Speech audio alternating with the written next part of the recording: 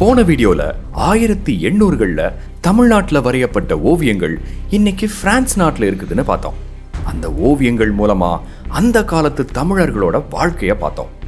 தமிழ்நாட்டில் என்னென்ன இடங்கள் இருந்துச்சு, என்னெல்லாம் ஹிந்து திருவிழாக்கள் கொண்டாடினாங்கன்னு எக்கச்சக்கமா பார்த்தோம். இந்த வீடியோல சுவாரஸ்யமான விஷயங்கள் இன்னும் நிறைய பார்க்க போறோம். நாம இந்தியர்கள், குறிப்பா தமிழர்கள்னாலே எல்லா வித மக்களும் ஒன்று சேர்ந்து கூடி வாழ்ற ஒரு அழகான கலாச்சாரம். அதனால நமக்கு ஹிந்து திருவிழாக்கள் மட்டும் இல்ல, தமிழகத்துல இஸ்லாமியர்கள் என்ன கொண்டாடுனாங்கன்னு தெரியணும்.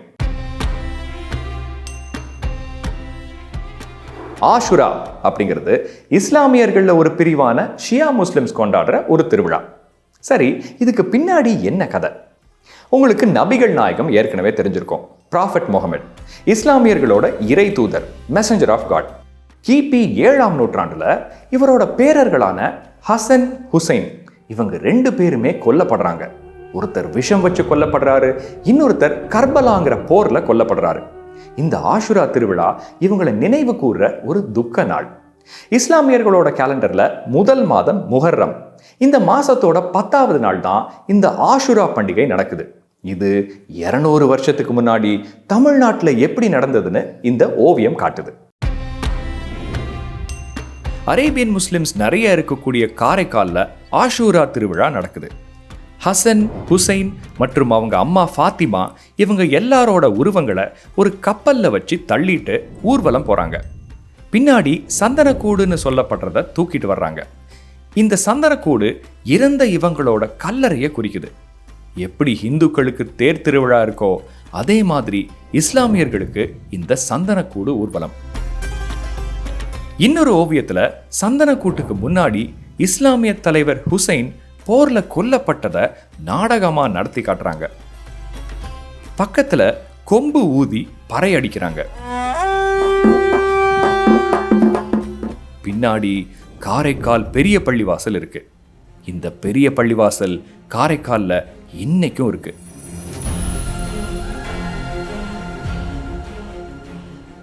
இதுல அழகான விஷயம் என்னன்னா, இந்த சந்தன கூட தொப்பி போட்டு தாடி வச்சுக்கிட்டு லுங்கி கட்டி இருக்கிற இஸ்லாமியர்கள் தூக்கிட்டு வர்றாங்க. ஆனா இவங்க மட்டும் இல்ல, வேஷ்டி கட்டி நல்லா திருநீர் பூசிட்டு இருக்கிற இந்துக்களும் தூக்கிட்டு வர்றாங்க. 200 வருஷத்துக்கு முன்னால தமிழ் மக்களோட மத நல்லிணக்கத்துக்கு ஆதாரம் உங்க கண்ணு முன்னால.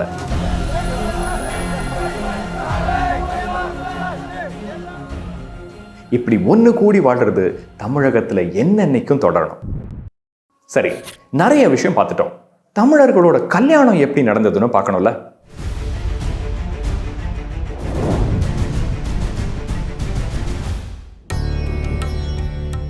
ஒரு மண்டபத்துல கல்யாணம் நடக்குது. ஒரு சைட்ல ஆண்கள் மட்டும் உட்கார்ந்துருக்காங்க, இன்னொரு சைட்ல மேளதாளம் வாசிக்கிறாங்க. நடுவுல மாப்பிள்ளை பொண்ணுக்கு தாலி கட்டுறாரு. பொண்ணு மாப்பிள்ளைய சுத்தி பெண்கள் மட்டும் நிக்கிறாங்க. ஒரு மேடை மேல பொண்ணு மாப்பிள்ளை உட்கார்ந்துருக்காங்க. இப்ப இதை இன்னும் நுணுக்கமா பார்ப்போம்.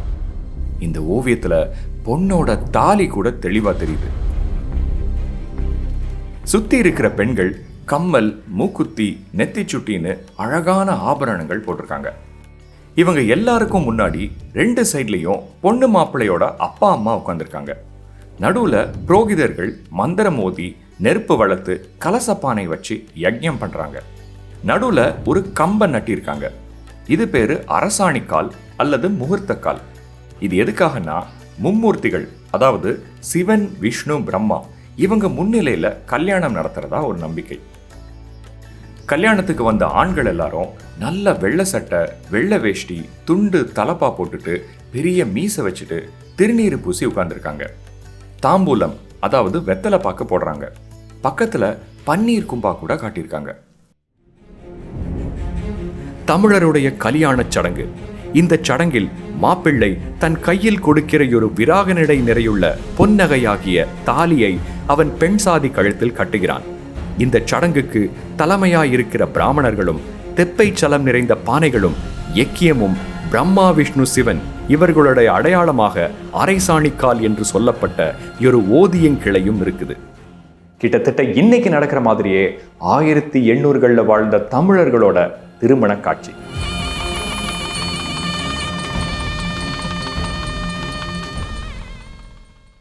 கல்யாணம் முடிஞ்சிருச்சு.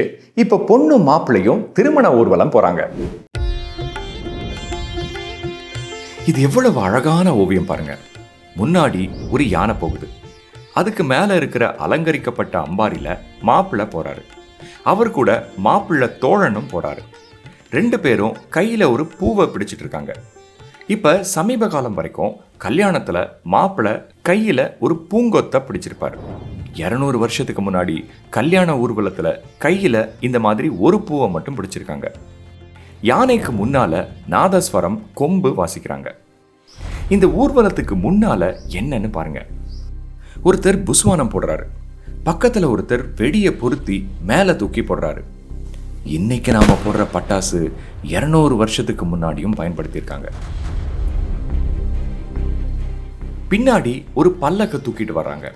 அந்த பல்லக்குல பொண்ணும் அவங்க தோழியும் வர்றாங்க. அந்த பல்லக்கு எவ்வளவு நீளமா அழகா இருக்கு பாருங்க. மேல வரிசையா கிளி பொம்மைகளை வச்சு அலங்கரிச்சிருக்காங்க.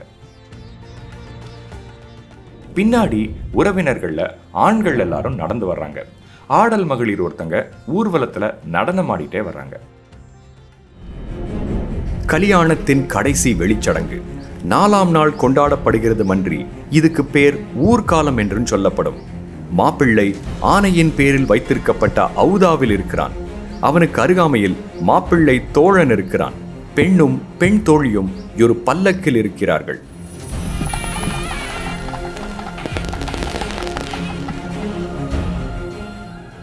எத்தனையோ திருவிழாக்கள், திருமணம்னு பார்த்துட்டோம். இப்போ தமிழர்களோட வாழ்க்கை எப்படி முடிஞ்சதுங்கிறதையும் டாக்குமெண்ட் பண்ணியிருக்காங்க.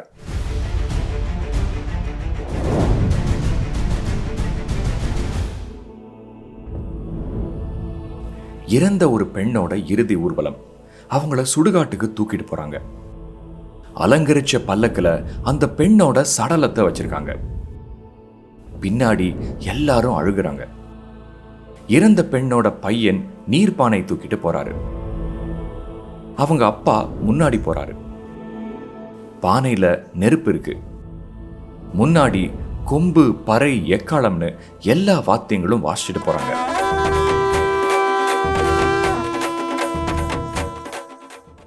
இப்ப இதை ஜூம் பண்ணி உன்னிப்பா கவனிப்போம். எல்லாருக்கும் கால் சுடாம இருக்க கீழே நீளமா ஒரு வேஷ்டியை விரிச்சுட்டே போறாங்க. இதையும் சமீபத்துல ஒரு படத்துல நீங்க பார்த்திருக்கலாம். இது அந்த காலத்து பழக்கம். இறுதி ஊர்வலத்துல வாழை மரம், தென்னை மரம், மட்டை எல்லாத்தையும் தூக்கிட்டு போறதும் ஒரு வழக்கமா இருந்திருக்கு. பின்னாடி பாருங்க, கண்ணீர் விட்டு அழுகிறத கூட தெளிவா வரைஞ்சிருக்காங்க. சிலர் அவங்கள சமாதானப்படுத்துறாங்க. தூரத்துல சுடுகாடு தெரியுது. சடலத்தை எரிக்கிறதுக்கு விறகுகளால செய்யப்பட்ட சிதை, அதாவது ஃபியூனரல் பயரும் தயாரா இருக்கு.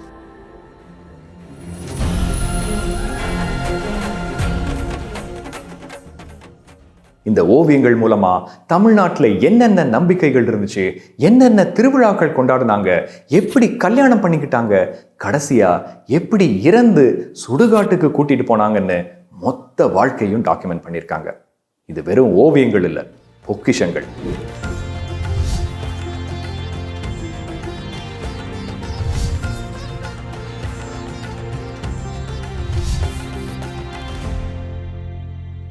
இந்த ஒவ்வொன்றையும் இன்டர்பிரேட் பண்ணி ஒரு காணொளியை அமைச்சு உங்களுக்காக சுவாரஸ்யமாக கொடுத்துருக்கேன். இது எல்லா தமிழர்களுக்கும் கொண்டு போய் சேர்க்கிறது உங்கள் கடமை.